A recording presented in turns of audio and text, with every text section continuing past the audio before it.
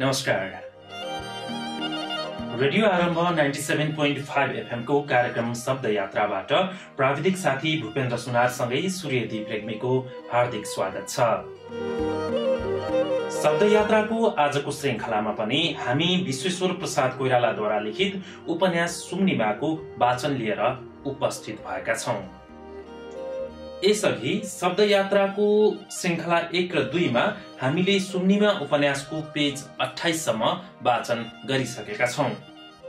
दोस्रो श्रृङ्खलासम्म पुग्दा सुम्निमाकी आमाले सुम्निमालाई भनेकी छन्, धन्दा नमान सुम्निमा, कोही पनि किराती केटो तलाई पाएर भाग्यमानी ठान्नेछ, तैले हुन्छ मात्र भन्नुपर्छ। हेर यो तेरो कलकलाउँदो शरीर, अब के हुन्छ? के सोमदत्त र सुम्निमाको फेरि भेट होला? सुनौ विश्वेश्वर प्रसाद कोइरालाको उपन्यास सुम्निमाको पेज 29 बाट।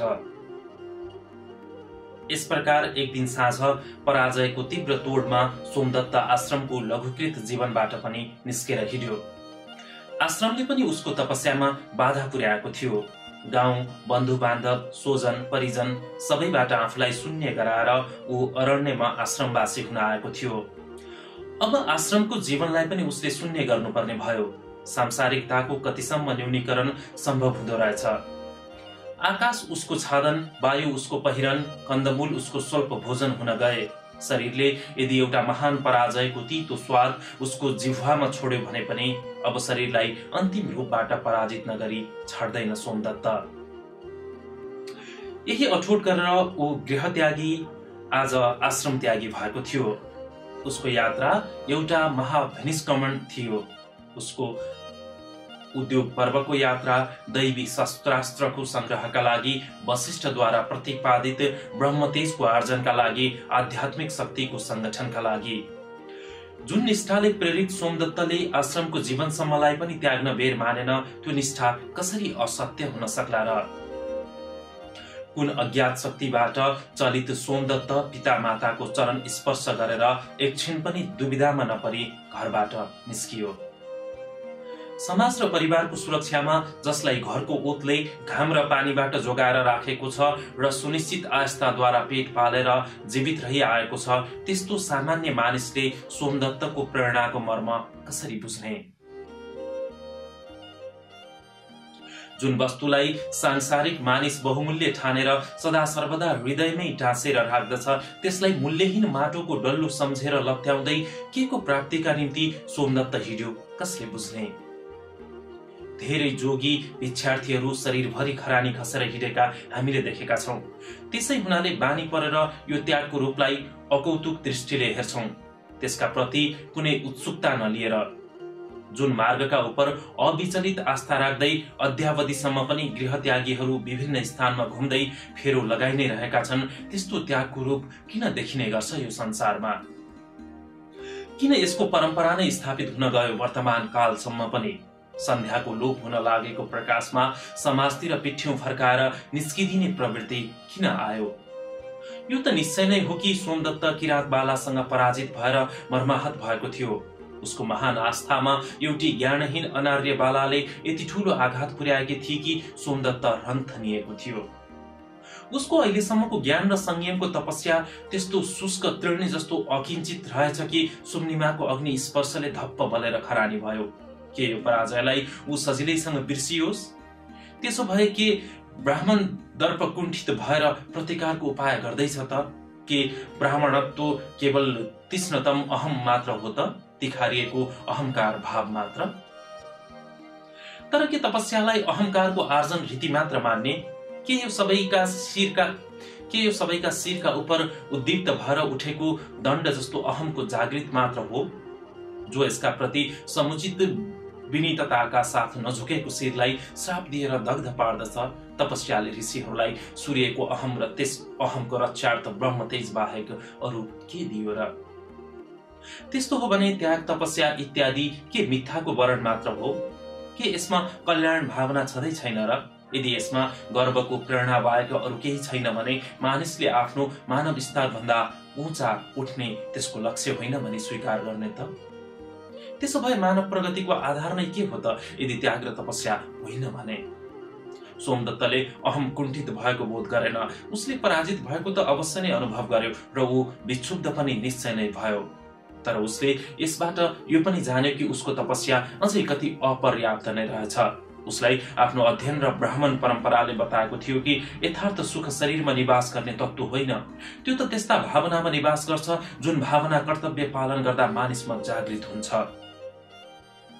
कर्तव्य हो उच्चतर प्राप्तिको प्रेरणा पाएर चालिएको कदम, तर कुनै पनि प्राप्ति त्यसको मूल्य नचुकाएर उपलब्ध हुँदैन। त्यो मूल्य हो शरीरको सत्सत दान। त्यही हो त्यस्तो प्राप्तिको मूल्य जो मानिसले आफूलाई छेद विच्छेद पारी पारी शरीरलाई संज्ञा शून्य बनाई बनाई चुकाउँछ। शरीरको समस्त मागलाई, त्यसका समग्र चेष्टालाई निशेष पार्ने प्रयास नै त तपस्या हो नि महत्तर प्राप्तिका लागि। सोमदत्त आश्रमबाट निस्किँदा आस्थाको विजयको स्वप्न लिएर निस्केको थियो। मनमा आस्थाको प्रेरणा थियो, तर त्यति मात्र थिएन। उसको मनमा सुम्निमा पनि नजानिदो किसिमबाट त्यहाँ बस्दै उसँग आइरहेकी थिए। मनमा कुदिएको त्यही मूर्तिलाई त मेटाउनु थियो नि उसले। अहिलेको तपस्याको हेतु वान्छालाई निर्मूल गर्नु थियो, जो सियो जस्तो सुम्निमाको रूपमा उसको मर्मलाई च्वास्स च्वास्स घोचिरहेको थियो। अहिले थालेको तपस्या त्यही मूर्तिलाई हृदयबाट निर्मूल गरी उखालेर फाल्नु थियो। आश्रमबाट निस्किएर सोमदत्तले अतिशय कठोर जीवनयापन गर्न थाल्यो। निराहार भएर, निर्जला भएर, वाजपेयी भएर शीतकालमा कैलाश तीर्थको मार्गमा हिमाच्छादित मानसरोवरको जलमा डुबेर, ग्रीष्मका दिनमा हिङ्गलाज तीर्थको मरुभूमिमा पञ्चाग्नि बालेर उसले कहिले ऊ सूर्यको आतपमा देहपात गर्थ्यो, कहिले त्यसलाई जलकुण्डमा डुबाएर नुहाउँथ्यो र कहिले समुद्रको चट्टानका उपर पद्मासन लाएर तपस्यारत हुँदा समुद्रको नुनिलो पानी र वायुले पखालिँदा पखालिँदा उसको छाला उपर काई जम्थ्यो र सिपी शम्भुको कर्कट शैवाल उसको शरीरमा टाँसिन्थे। अनि प्रत्येक प्रयासपछि सोमदत्त आफ्नो मनलाई निहालेर हेर्थ्यो कि सुम्निमाको अवशेष अझै बाँकी रहेको त छैन।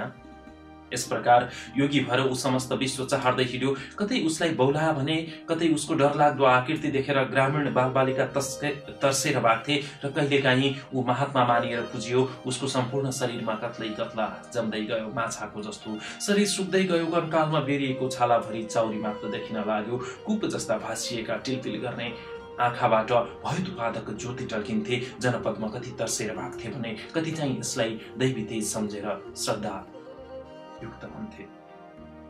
सुकेको परालको मुठो जस्तो पिङ्गल जटाजुट उसको टाउकोमा खडा थियो र उसका रसरिक्त जोड्नीका हाड शुष्क काठ जस्तै खटखट शब्द गर्थे। तर के सुम्निमाले उसलाई त्यस अवस्थामा पनि पछ्याउन छाडिर यदाकदा पीडाले उकराउँथ्यो। यो धुकधुकी नथामिउन्जेल सुम्निमाले मलाई छाड्ने भइरहन्। त्यसपछि ऊ झन घोरतर तपस्याको प्रयोग आरम्भ गर्थ्यो। कति पटक त प्राणान्त अवस्थामा कुनै नदीको तटमा उसलाई फेला पारेर धार्मिक व्यक्तिहरूले उसको सेवा गर्थे र त्यसरी उसमा पुनः प्राण सञ्चार हुन्थ्यो।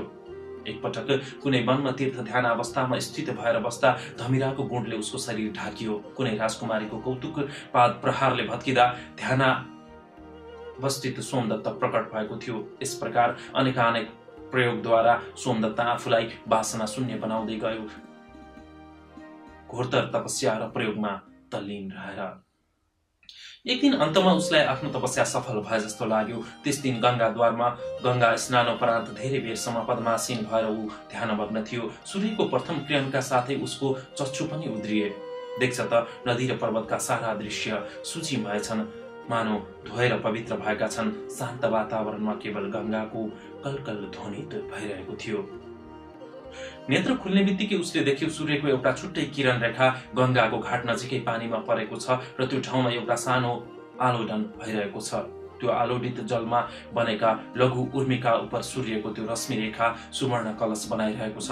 उसको मनमा परम शान्तिको बोध भइरहेको छ। विशेष आनन्दको अनुभूतिले उसको सूर्यदीप्त अनुहार प्रसन्न थियो। त्यही समय उसले एक नारी कण्ठ सुन्यो, तापसी यता नहेर, म स्नानार्थ जलभित्र पसेकी छु, नग्न। अनि पो सोमदत्तले देख्यो कि एउटी नग्न तरुणीको जल क्रीडाले गङ्गामा त्यो सानो आलोडन भएको रहेछ र त्यसका उप सूर्य किरण परेर काञ्चन प्रभालाई त्यहाँ विकीर्ण गरिरहेको छ। उसले भन्यो, मेरो चक्षुले केवल जल र सूर्य राशिको क्रीडालाई हेरिरहेको थियो बाले। तिमी निशङ्क उदक क्रीडा गर, तापसीको चक्षु तिम्रो शरीरलाई ग्रहण गर्दैन। स्वभाव अनुसार तत्काल सोमदत्तले आफ्नो हृदयमा सुम्निमालाई खोज्यो। उसको हृदय रिक्त थियो, एकदम शून्य र खोक्रो। उसलाई लाग्यो अब ऊ सुम्निमालाई निर्विकार भएर सम्झिन सक्ने भएछ। एकछिनसम्म विकार रहित दृष्टिले तरुणीको जल क्रीडा पनि हेरिरह्यो, सुम्निमा शून्य हृदयका साथ। अनि उसलाई लाग्यो उसको तपस्या सफल भएछ। उसले मृग चर्म र कमण्डलु टिप्यो र उदयाचलका बाल सूर्यलाई लक्ष्य गरेर भन्यो, आज मेरो तपस्या सार्थक भयो, म जितेन्द्रिय भएँ। र त्यही समय उसलाई आफ्ना माता पिताको सम्झना भयो, जसलाई एक दिन सन्ध्या मुहुर्तमा आश्रममा छोडेर ऊ हिँडिदिएको थियो। अब निशङ्क भएर ऊ आश्रम फिर्न सक्छ। आश्रमका लागि ऊ तत्क्षण प्रस्थान गर्यो। गाँठै गाँठा परेको अत्यन्त शुष्क शरीरलाई लौरोको सहाराले क्लान्त पगमा सोमदत्त एक दिन जब आश्रमको लिपेको प्राङ्गणमा उपस्थित भई ठिङ्ग उभियो, उसका वृद्ध माता पिताका क्षीण हुँदै गएका दृष्टिले उसलाई चिनेनन्। धेरै वर्षपछि फर्केर आएको आफ्नो पुत्रलाई कुनै वृद्ध तापसी रात बिताउन आएको भनेर सम्झिए। सूर्यदत्तले स्वागत गर्दै भने, अतिथिदेव, तपाईँलाई स्वागत छ। कहाँबाट आउनुभयो? के परिचय छ तपाईँको? सोमदत्तले आफ्नो झुकेको कम्मरमा हातको टेवा दिएर केही सोझो हुँदै आँगनैबाट भन्यो, पूज्य पिताले पनि मलाई चिन्नु भएन? र नजिकै आएर उसले दुवैका चरणमा जटामण्डित शिर राखेर दण्डवत गर्यो। गदगद भएका माता पिताले बारम्बार उसको शिरलाई सुँगे। उनीहरूका आँखा पुत्र स्नेहले रसाए। सोमदत्तले भन्यो, तपस्याबाट इन्द्रजयी भएर आएको छु। इन्द्रिय उप पुरा विजय प्राप्त गरेर म फर्केको छु। सूर्यदत्त र उनकी पत्नीले हर्षासु झार्दै भने, हामीलाई त्यही आशा थियो पुत्र तिमीबाट। पुत्रलाई पुनः प्राप्त गरेर वृद्ध दम्पति अत्यन्त आनन्दित भए। झन् तापसी पुत्रको आफूले इच्छा गरेकै जस्तो विकास देखेर उनीहरूको आन्तरिक सन्तोषको सीमा रहेन। जब सोमदत्त बिहान विभिन्न योगमुद्रामा बसेर निर्निमेष चक्षुले सूर्य किरण पान गर्दै त्राटक गर्थ्यो, उसको दुब्लो पातलो अनुहारमा सूर्यको आभालाई लक्ष्य गरेर उसकी जननी गदगद भएर भन्थिन्, मेरो पुत्रको मुख तपतेजले उद्दीप्त छ। जिह्वालाई कण्ठभित्र मस्तकको ठिक मुन्तिर पसाएर अमरत्व रसको एकान्त आस्वादनमा लीन भएको सोमदत्तलाई हेरेर गर्वले रोमाञ्चित भएका सूर्यदत्त भन्थे, ब्राह्मणी यो असाध्य खेचरी मुद्रा पनि पुत्र सोमदत्तका लागि सहज साध्य भएछ। पुत्रबाट दिनभरि आत्मा सम्बन्धी प्रवचन तथा वेद उपनिषद र अन्यान्य धर्मग्रन्थका उल्लेख उदाहरण तथा विद्वतापूर्ण विचार बिन्दुका साथ परमात्माको व्याख्या सुनेर माता आफ्नो कोखलाई धन्य धन्य मान्दथिन् र पिता आफ्नो पितृत्वको सार्थकता ठान्दथे। उनीहरू मुखामुख गरेर भन्थे, पुत्र सोमदत्तले हाम्रो समस्त कुललाई सहजै तारण गर्ने भयो। तर एउटा कुराले भने उनीहरूलाई ठूलो चिन्ता थियो, आफ्नो बिहाका प्रति पुत्रको नितान्त विराग। सूर्यदत्तले चिन्तित स्वरमा भने, के हाम्रो कुल सोमदत्तपछि निर्मूल नै हुने भयो? उनकी पत्नीले आफ्नो सेतो कपालमा निराशाको हात राख्दै भने, पितृहरूले आफ्नो भाग अब कसबाट पाउने त? हाम्रो वंश यही पुत्रमा शेष हुन गयो भने। एक दिन वृद्ध माताले किञ्चित आशंका र सङ्कोचका साथ यो विषय सोमदत्तका अगाडि राखिन् र भनिन्, पुत्र सोमदत्त, तिमीले विवाह गर्नुपर्छ। सोमदत्तले अनुत्सुकताको दृष्टि उठाएर बहुतै विरक्तिको स्वरमा मातालाई भन्यो, माता, मलाई विवाहको के प्रयोजन? पिताले यसको उत्तर दिए, सन्तान उत्पत्तिका लागि विवाह धर्म अनुष्ठान हो पुत्र। सोमदत्तले भन्यो, मैले त आजीवन ब्रह्मचारी रहने विचार गरेको छु। वत्स, कर्तव्य हेतुले गरेको विवाह निर्दोष मात्र होइन, अपितु धर्म प्रेरित पनि हो। आमाले पनि थपिन्, प्रेत योनि र पुत नर्कबाट पितृकुललाई केवल पुत्रले मात्र उद्धार गर्न सक्छ। सोमदत्त, तिमीले समस्त धर्मग्रन्थ हेरेका छौ? सोमदत्तले उस्तै उदासीनताका साथ आफूले ओढेको कम्बललाई पन्छ्याएर आफ्नो शरीर देखाउँदै भन्यो, पुण्यमयी माता, मैले ब्रह्मचर्यको साधनाका लागि के तपस्या गरिन। आफ्नो शरीरलाई ठाउँ ठाउँमा काटेर मांस खण्डले अग्निमा आहुति पनि दिए। सोमदत्तका शरीरभरि खाटै खाटा थिए। घोर तपस्याको अचिन्त्य कठिनताका चिन्ह सोमदत्तका सारा शरीरमा देखेर एकछिन त माता पिता स्तब्ध पनि भए। केही समयपछि त्यहाँको स्तब्ध शान्तिलाई भङ्ग गर्दै विनयको स्वरमा सूर्यदत्तले भने, पुत्र, कर्तव्य पालनको उद्देश्यले पत्नी समागमले ब्रह्मचार्य खण्डित हुँदैन, केवल वासना त्याज्य हो।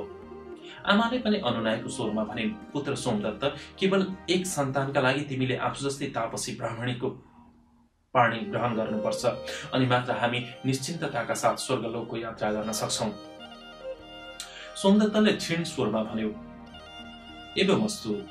उसको वाणीमा कामना र उल्लासको कुनै सूक्ष्माति सूक्ष्म झल्को पनि थिएन, तर त्यतिकैको सानो स्वीकृतिले सोमदत्तको जीवनयात्रा अघि बढ्छ। पितृ ऋणबाट उऋण हुने हेतु लक्षित थियो उसको स्वीकृतिमा। विवाहको साधारण शारीरिक हेतु भन्दा पनि भिन्न हेतुले प्रेरित भएर सोमदत्तले पितामातालाई वचन दिएको थियो। एवमस्तु। केही दिनपछि एक ब्राह्मण दम्पति कन्या पुत्रीका साथ त्यस आश्रममा आए। सूर्यदत्तहरूबाट आतिथ्य ग्रहण गरिसकेपछि अतिथि ब्राह्मणले आफ्नो यात्राको लक्ष्य बताए। तपाईहरू जस्तै उच्च कुलीन ब्राह्मण परिवारसँग सम्बन्ध राख्ने हेतुले हामी आफ्नी कन्याका साथ तपाईको आश्रममा आएका छौं। हाम्री सुलक्षणा कन्या ब्राह्मणोचित शिक्षा दीक्षाले सम्पन्न छिन्। सूर्यदत्त हर्षित भए। उनले भने, अतिथिदेव, हाम्रा निम्ति पनि यो सम्बन्ध कल्याणकारी लाग्दछ। धर्मशास्त्र अनुसार नै स्वयं तपाईकी सुलक्षणा कन्यालाई पुत्र सोमदत्तका निम्ति माग्दछु, जसका सम्बन्धमा यो वैवाहिक चर्चा दुई दम्पतिहरूका बीच भइरहेको थियो। ती सोमदत्त र अतिथि कन्या निस्पृह भएर अर्कै वार्तामा लागेका थिए। सोमदत्तले विवाहका प्रति नितान्त अनाग्रहको भावनामा कन्यालाई सम्बोधन गर्दै भन्यो, जीव र आत्माको द्वैत भाव केवल परमात्मामा गएर लुप्त हुन्छ। कन्याले मधुरो स्वरमा समर्थन गरी, भेद दृष्टि अज्ञात दृष्टि हो। उता आमा बाबुहरू विवाह सम्बन्धलाई विधिपूर्वक स्थिर गर्दै थिए भने यता यही निकट बसेका भावी वर र वधु कसरी अनेकता यथार्थताका विभिन्न अंश हुन् र कसरी एकता निराकार र शून्यको पर्यायवाची अर्थ हो भन्ने कुरा प्रतिपादन गर्दै थिए। विवाह सम्बन्धी वार्ता समाप्त भएपछि कन्याका पिताले भने, शुभस्य शीघ्रम। पुत्रका पिताले समर्थन गर्दै भने, मेरो पनि त्यही विचार हो। उता सोमदत्तले भनिरहेको थियो, शरीर स्वल्पजीवी तुच्छ मांसपिण्ड हो। कन्या पनि सुदृश्य विचार व्यक्त गर्दै थिए, श्वासले फुलेको एउटा पानीको फोका मात्र। दुवैको सहमति थियो, शरीरको विकारबाट आत्मा जति असंलग्न तथा शुद्ध रहन सक्दछ, उति नै परमात्मामा यो आफूलाई आत्मसात गर्न समर्थ हुन्छ। मोक्ष त्यही त हो नि, आत्मा र परमात्मा एकाकार हुन नसकेको स्थिति। भोलिपल्टै वैदिक धर्मानुसार स्थापित भएको अग्निदेवी परिक्रमा गरेर शास्त्रोक्त विधिहरूको अनुष्ठानद्वारा उनीहरू पति पत्नीमा अवस्थित भए। विवाह कार्य सम्पन्न भएपछि सूर्यदत्तले पुत्र सोमदत्तलाई भने, पुत्रका प्रति मेरो मुख्य र अन्तिम कर्तव्य आज पूर्ण भयो। अब तिमीले पितृका प्रति आफ्नो कर्तव्य गर्नेछौ। विवाहपरान्त वृद्ध दम्पतिद्वयले आफ्नो ऐहिक कर्तव्यको परिसमाप्तिपछि सन्यासतर्फ ध्यान दिन लागे। एक दिन सोमदत्तको कुटी सामु आएर उनीहरूले भने, अब हामी चारैजना तिमीहरूसँग विदा भएर उत्तरायण पथमा प्रस्थान गर्छौं। सन्यासी भएर एकद्वारा प्राण विसर्जन गर्ने शास्त्रमा लक्षित आयुमा अब हामी पुगिसकेका छौं। योगे नान्ते तनुत्यजेत। नवविवाहित वरवधुले आफ्ना पूज्यपाद पितृहरूका चरणमा मस्तक राखे। उनीहरूको मस्तक सुँगेर वृद्धहरूले आशीर्वाद दिए। जाँदा जाँदै सूर्यदत्तले भने, पुत्र सोमदत्त, शारीरिक सुखको त्याग गरेर तिमी तपस्यामा फलीभूत भएका छौ। अन्त्यसम्म धर्मलाई नछाडे। सोमदत्तले भन्यो, देव, सुख भावनाको मेरो कल्मश दीर्घ तपस्यामा भस्मीभूत भइसकेको छ। अब ममा शुद्ध कर्तव्य तथा धर्मको प्रेरणा पुनित सुवर्णखण्ड मात्र शेष छ। वृद्ध माता पिताहरूले हिमालयको यात्रा आरम्भ गरेपछि सोमदत्त र उसकी पत्नी पुलोमा आश्रमको प्रधान कुटीमा सरे। दुवै तपस्वी ब्राह्मण थिए। उनीहरूको अधिकांश समय धर्मशास्त्र अनुसार निर्दिष्ट दैनिक कार्यको सम्पादनमा व्यतीत हुन्थ्यो। बिहानभरि वैदिक अनुष्ठानका साथ यज्ञादि कार्यमा उनीहरू संलग्न हुन्थे। यो यज्ञको अग्निले उत्तप्त मुख र धुवाले पिरो भएका आँखा पुस्दै पुलोमा ब्राह्मणी दुवैका लागि स्वल्प भोजन बनाउँथे र पतिको उच्चिष्ट भोजनको एक दुई गाँस टिपेर फेरि पतिको कोठामा पुग्थे र दुवैजना दिनभरि धर्मग्रन्थका विभिन्न पुस्तकको अध्ययन पाठमा तल्लीन हुन्थे। सन्ध्याकालीन धार्मिक अनुष्ठान समाप्त गरेर स्वल्प भोजनपछि शय्या ग्रहण गर्नुभन्दा पूर्व पुनः केही कालसम्म दिएको धुमिल आलोकमा धर्मग्रन्थहरूको पाठ गर्थे।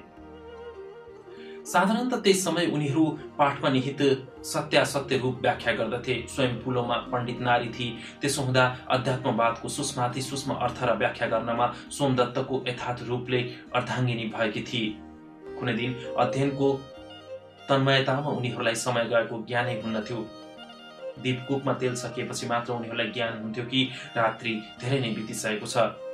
ग्रन्थ अध्ययनबाट शिर उठाएर कुशखण्डले बत्ती उकास्न लागेकी पत्नीलाई सम्बोधन गर्दै सोमदत्त भन्थ्यो, अब भयो ब्राह्मणी, अब प्रकाशको आवश्यकता छैन, सही समय भयो, पूर्णात पूर्णमिदमको व्याख्या भोलि गरौँला, तिमी सुत्न जाऊ। पुलोमा उठ्थी, आफ्नो कुशासन बेरेर त्यही कोठाको भित्तामा अड्याइ राख्थी, पतिका लागि एउटा लामो कुशासन फुकाएर भुइँमा ओछ्याइदिन्थी र त्यसका उपर एउटा पातलो कम्बल बिछ्याएर त्यस रातका लागि बिदा लिँदै पतिदेवको चरणमा मस्तक राख्दथी। पति गदगद हुँदै आशीर्वाद दिन्थ्यो, भाग्यवती भए कल्याणी। अनि पुलोमा आफ्नो कोठामा आएर सुत्नका लागि कुशासनमाथि कम्बल ओछ्याउँथी र एकछिनसम्म श्लोक पाठ गरेर सुत्थी। अर्को कोठामा सोमदत्त पनि सुत्नु अघि एकछिन श्लोक पाठ गर्थ्यो। दुवैलाई आफ्नो जीवन सार्थक हुँदै गएको सन्तोष थियो। एक दिन बिहान शय्या त्याग गरेपछि सोमदत्तले नित्यको जस्तो कुटीको पिँढी आँगन र सङ्घार लिपपोत गरी परिष्कृत भएको पाएन। पति उठ्नुभन्दा पहिले नै पुलोमाले यो काम गरिसकेकी हुन्थी। ब्राह्मण मुहुर्तभन्दा अगावै पुलोमा उठ्थी र स्नानार्थ कोशी नदी पुग्थी। स्नानादि सन्ध्यार्चनादि दैनिक कार्य सम्पन्न गरेर ऊ गौशालामा पुग्थी। उसलाई देखेर कपिला गाई चञ्चल हुँदै आङ जुरुङ जुरुङ पार्थी। गौशालालाई सफा सुग्घर पारेर पुलोमाले कुटीको वरिपरि पिँढी आँगन सङ्घार तुलसीको मठ इत्यादि लिप्ने गरेकी थिए। अनि सोमदत्त पनि उठेर कुटी बाहिर निस्किन्थ्यो र बडो सन्तोषका साथ पत्नीको गृह कार्य हेर्थ्यो। तर त्यस दिन बिहान आँगन इत्यादि नलिपेको देखेर उसलाई आश्चर्य लाग्यो। उसले बोलायो, पुलोमा ब्राह्मणी। पुलोमाको छिन स्वर यो गृहको पछाडिको वनतिरबाट आयो। देव, मलाई रात्रिको अन्तिम प्रहरमै रजोदर्शन भएकाले विधि अनुसार गुप्तवासमा बसेकी छु। सोमदत्तले अरू कुरा सोध्ने प्रयोजन देखेनन्।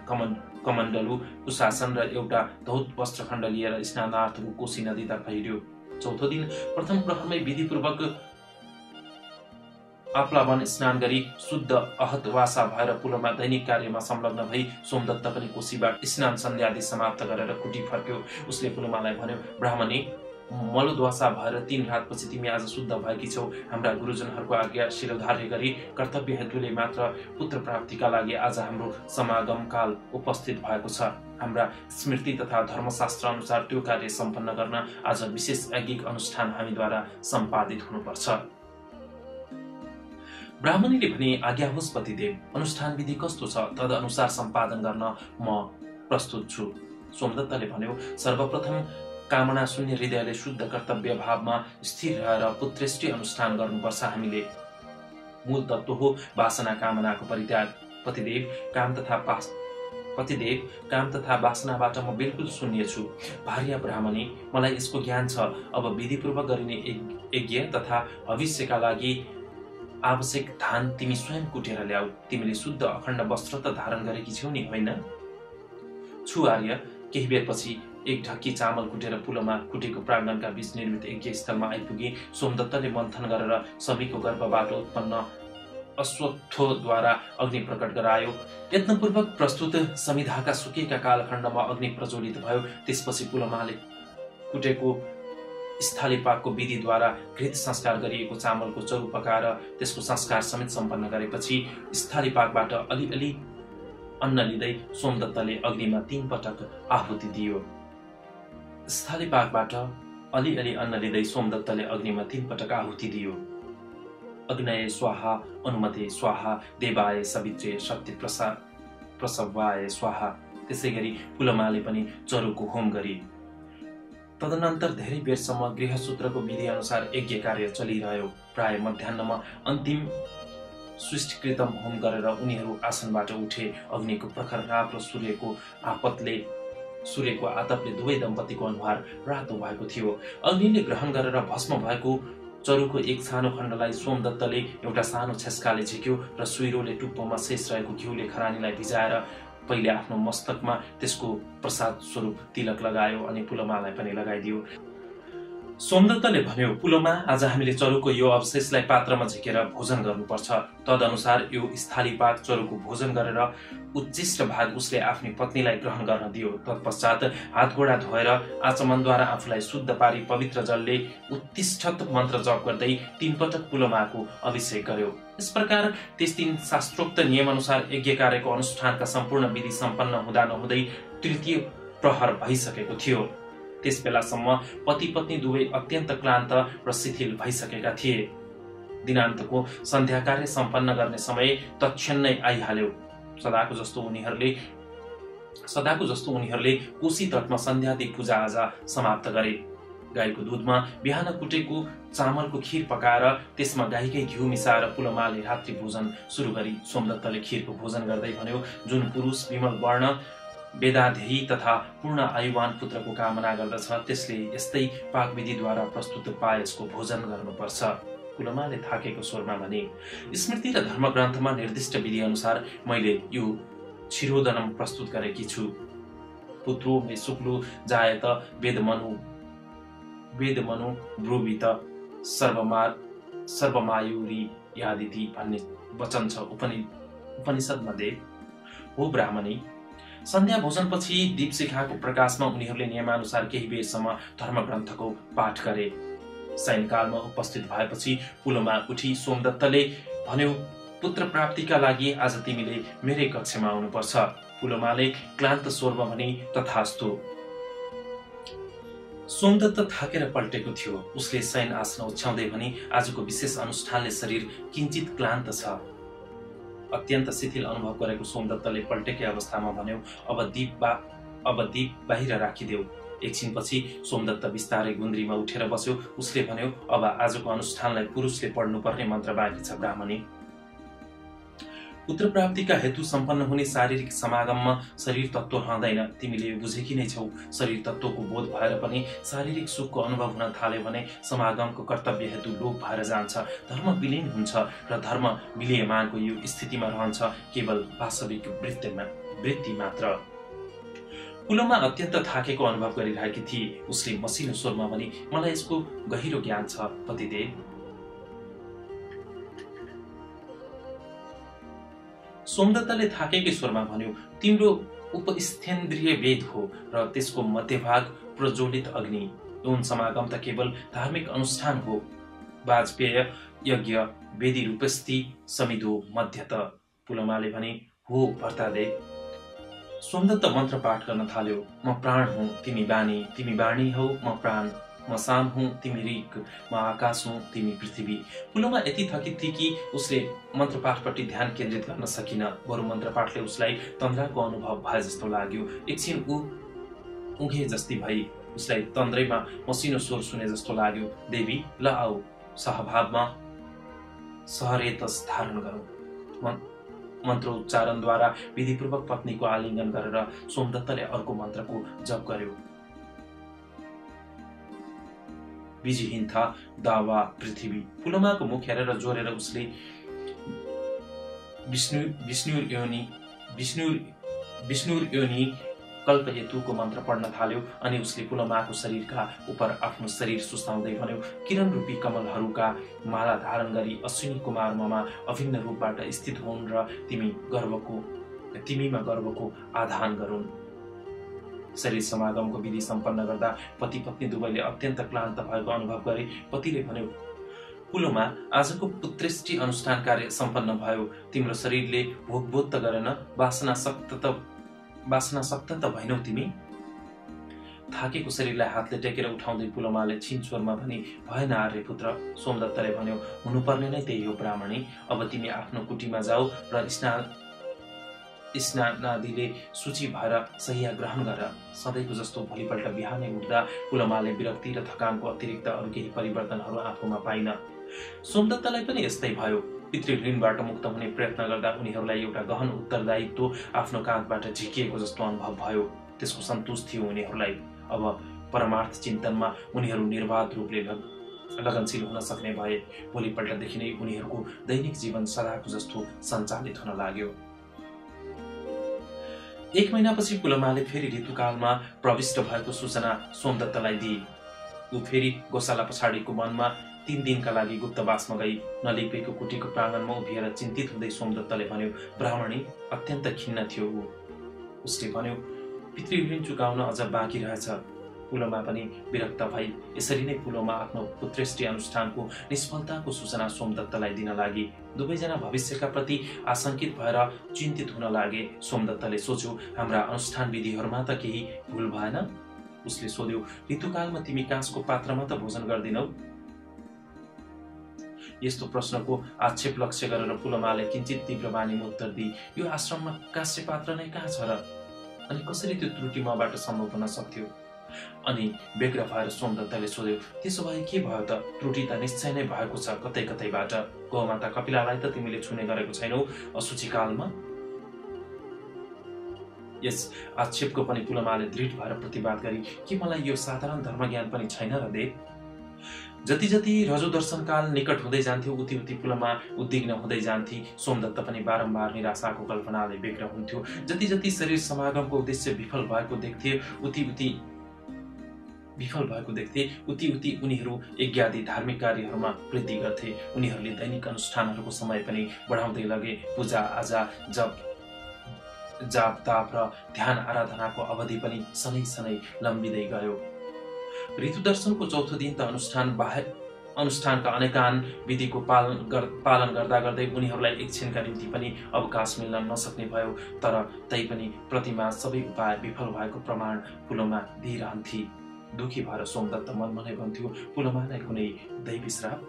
पुलमा पनि शरीर र मनले थकित भएर सोच्न लाग्थे, ब्राह्मणलाई पूर्व जन्मको कुनै दोषले पुत्र प्राप्ति लेखेको छैन क्यारे?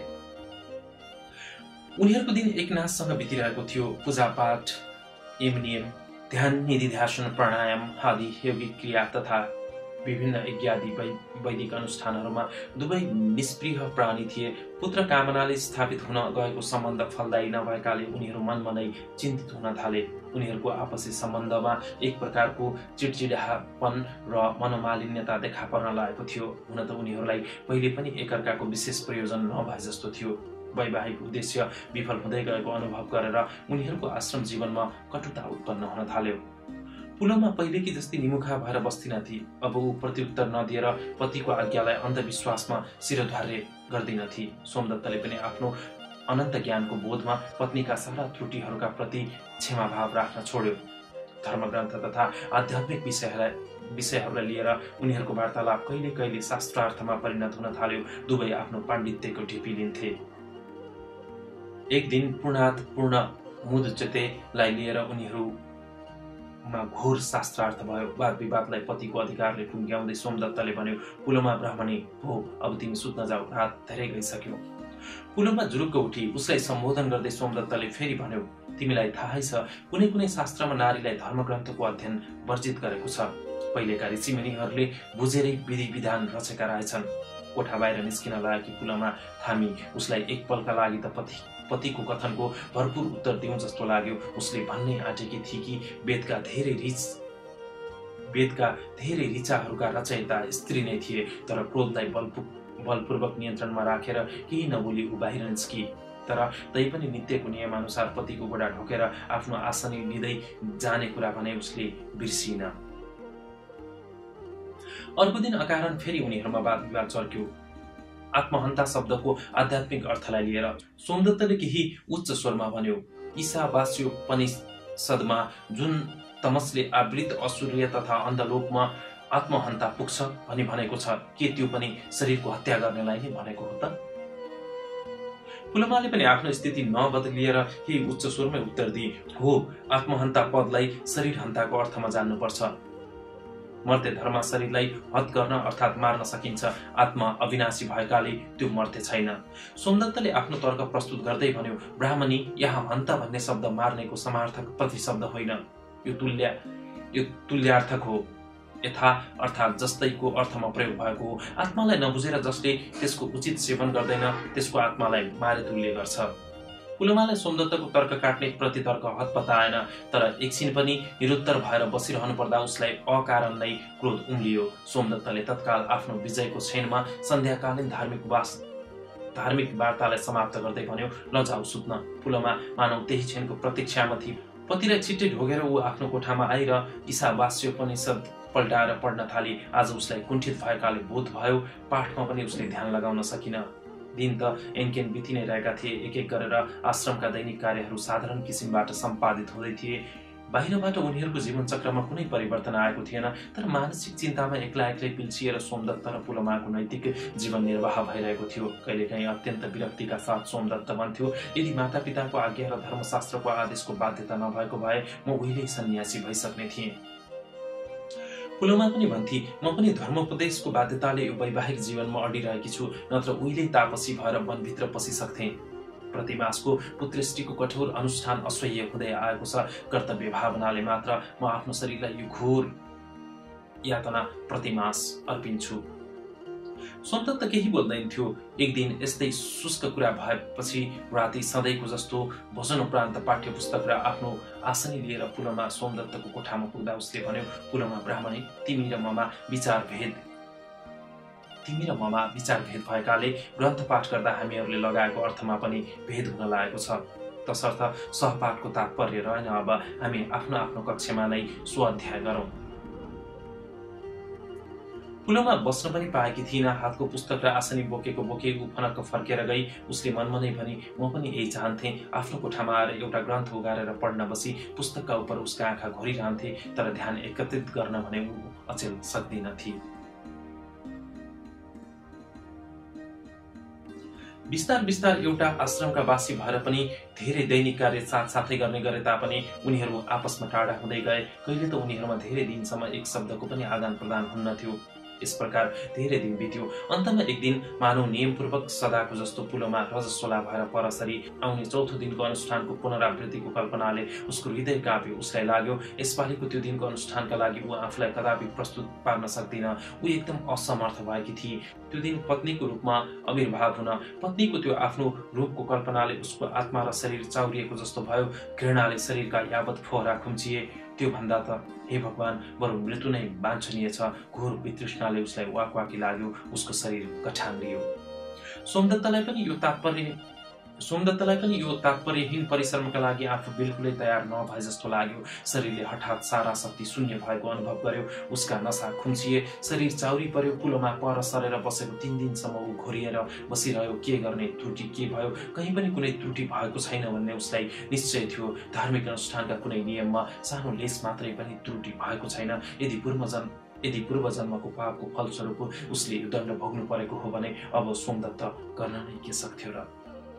त्यसो भए हे भगवान, चाँडै मृत्युदान दिएर पाप मोचन गर। उता गौशालाको पछाडि एउटा पर्णकुटीमा पर सरेर बसेकी पुलोमा नाना प्रकारका दुश्चिन्ताले घोरिएर बसिरहन्थी। एकान्तमा आश्रमका सानातिना दैनिक कार्य गर्दा गर्दै व्यथित भए जस्तो यो 3 दिनको गुप्तवास थिएन।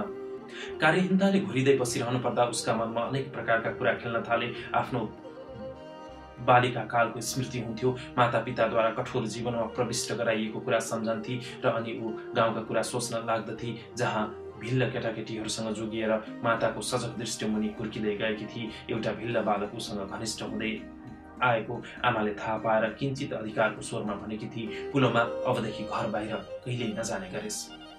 यस्ता नाना प्रकारका कुरा खेलिरहन्थे पुलोमाको मस्तिष्कमा। तर बीच-बीचमा उसलाई चौथो दिनको सम्झनाले घबराहट हुने गर्दथ्यो। भगवान, एकपटक माता बनाऊ, एउटा सन्तान देऊ, तर मलाई चौथो दिनको उत्पीडनबाट रक्षा गर। सोमदत्त चिन्तित अवस्थामा एकनाथसँग घोरिएर बस्दा त्यस्तो चरम अवस्थामा पुगेको थियो जब पुत्र प्राप्तिको असफलताले उसमा यस प्रकारको मानसिक एकाग्रताको रूप धारण गरिसकेको थियो, जुन एकाग्रतामा भावनाको विकार थिएन। यद्यपि बौद्धिक तन्मयता भने अवश्य नै प्रशस्त थियो। मस्तिष्कको एकाग्रताले स्वयं आफ्नो अस्तित्व बनाउँछ। त्यस्तो व्यक्तिको हृदयान्तरमा जो यसको शिकार हुन पुग्दछ। सोमदत्तलाई अरू कुनै कुराको ध्यान रहेन, किनभने पुत्र प्राप्तिको मानसिक एकाग्रताले उसको समग्र व्यक्तित्वलाई आक्रान्त पारिसकेको थियो। समस्त विचार गर्ने क्षमतालाई लट्ठ पार्ने बिन्दुमा केन्द्रित गरेर जति ऊ असफलता प्राप्त गर्थ्यो, जति पुत्र प्राप्तिको लक्ष्य टाढा जति ऊ असफलता प्राप्त गर्थ्यो, जति पुत्र प्राप्तिको लक्ष्य टाढा हुँदै गएको उसलाई अनुभव हुन्थ्यो, उति एकाग्रताको मानसिक सियो तिखारिँदै जान्थ्यो। ऊ सोच्थ्यो के भयो यो? त्यही असफलता जनित तीव्रतम एकाग्रताको तोडमा उसले एक दिन सोच्यो, यो स्थल मध्य किराँत देश हो। सम्भव छ कुनै अदृश्य तत्त्व हामीलाई बाधा पुर्याइरहेको छ। आर्यहरूका समस्त देवी देवता र उनीहरूका शास्त्रमा उल्लिखित कर्मकाण्ड, वैदिक ग्रन्थमा निर्देशित तप यज्ञ आदि हामीहरूद्वारा विधिवत सम्पन्न भएर पनि किन कार्य सिद्धि भएन? यद्यपि सोमदत्तलाई निश्चय थियो कि निष्प्रयोजनीय नै भए तापनि अब केवल धैर्य नछाडेर पुत्रेष्टि अनुष्ठान पुनः गरिरहनु बाहेक अरू गर्नुपर्ने कुरा शेष नै छैन। तर त्यो अनुष्ठानको सम्झनासम्मले पनि उसको मन वितृष्णाले भरिन्थ्यो। यो वितृष्णाबाट मुक्ति पाइन्छ कि भन्ने क्षीण आशा गर्दै उसले किराँतहरूको दौतालाई पनि सन्तुष्ट पारेर एकपटक हेर्न उचित सम्झ्यो। जब आफूलाई पुत्रेष्टि अनुष्ठान कार्यको मासिक यातनाबाट समेत थकित, उत्साहित र असमर्थ भएको पायो, अनि मात्र किराँत देवको तुष्टिको इच्छा उसमा जागृत भयो। र चौथो दिन ब्राह्मण मुहूर्त भन्दा पहिले नै उठेर ऊ कोशी तटमा पुग्यो। चिन्ताले ऊ रातभरि सुत्न सकेको थिएन। कोशीमा स्नानादि कार्य सम्पन्न गरेपछि पद्मासनमा बसेर ध्यान गर्न थाल्यो। त्यसबेला हठात उसलाई सुम्निमाको बिजुवाको सम्झना भयो। उसलाई थाहा थियो बिजुवा किराँतीहरूको धर्मगुरु हो, धामी, जसले उनीहरूका सबै देवी देवतालाई सारेको छ। चारैतिरबाट निराश भएर डुब्न लागेको मानिसले त्रिनको सहारा प्राप्त गरे जस्तै उसले पनि समाउने कुरा पाए भने सम्झी बिजुवाको घरतिर आफ्नो पग निर्देशित गर्यो। किराँतीको गाउँमा बिजुवाको घर कहाँ छ उसलाई ज्ञान थिएन। ऊ केवल यतिले मात्र अवगत थियो कि उत्तरतिरको त्यो शृङ्गामाथि हरियो वनको मध्यमा जहाँबाट यदाकदा धुवाँ निस्केको देखिन्थ्यो त्यही नजिक किराँती गाउँ छ। त्यस दिन अत्यन्त आलस्यका साथ पुलोमा उठी उसलाई शुद्ध हुनु थियो। लेस मात्रसम्म जागर नभए तापनि उठ्न बाध्य थियो। उठ्न साथ उसको मस्तिष्कमा अचानक आफ्नो गाउँको त्यो भिल्ल साथीको सम्झना भयो, जो पुलोमाको घर पछाडि आएर धीमा स्वरले बोलाउँथ्यो, पुलोमा, ए पुलोमा। पुलोमाकी माताले उसलाई हकारेर पठाइदिएकी थिए। भिल्ल भएर ब्राह्मण बालिकासँग खेल्ने त्यत्रो दुस्साहस तेरो, भाग यहाँबाट।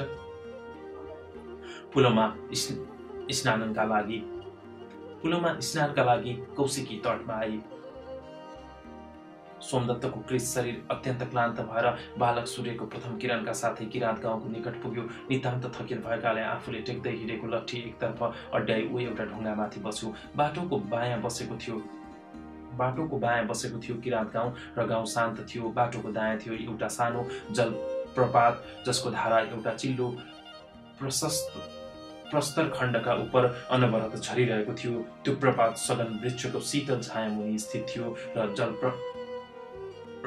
जलप्रपातले त्यो स्थानलाई चिसो पारिरहेको थियो। एक त सोमदत्तको अत्यन्त थाकेको कृत शरीर, त्यसमा झन् त्यहाँसम्म धाउनको उद्देश्य उसलाई हठात लज्जाको बोध भयो।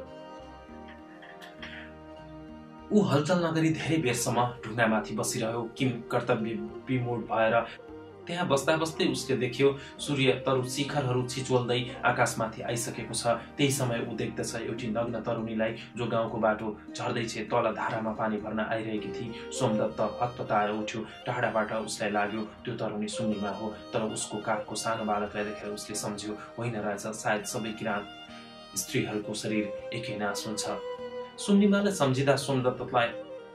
सम्झिँदा सोमदत्तलाई झन् ठुलो लज्जा बोध भयो। युवतीले धारामा गाग्री थापी र त्यहीको एक शिलाखण्डमा बसेर शिशुलाई स्तनपान गराउन तल्लीन भई। एकछिनपछि सोमदत्तलाई अनुभव भयो ऊ एउटी अपरिचिता नग्न युवतीले शिशुलाई स्तन दिइरहेको हेरिरहेको छ। हतपताएर उठ्दै उसले आफ्नो दृष्टि यथासाध्य जलप्रपातबाट विपरीत दिशातिर पार्यो अनि युवतीलाई सोध्यो, बिजुवाको घर कहाँ हो किराँत बाले? शब्द यात्राको तेस्रो श्रृङ्खलामा यो थियो विश्वेश्वर प्रसाद कोइरालाको उपन्यास सुम्निमाको वाचन। आजको श्रृङ्खला हामीले सुम्निमाको पृष्ठ 44 मा आएर रोकेका छौं। सुम्निमामा अब के हुन्छ थाहा पाउन तपाईले अर्को शनिबारसम्म पर्खिनुपर्ने हुन्छ। अर्को शनिबार शब्द यात्राको चौथो श्रृङ्खलामा हामी सुम्निमालाई नै निरन्तरता दिनेछौं। तबसम्मका लागि सहकर्मी भूपेन्द्र सुनार र प्रस्तुता सूर्यदीप रेग्मीलाई बिदा दिनुहोस्। नमस्कार, शुभरात्रि।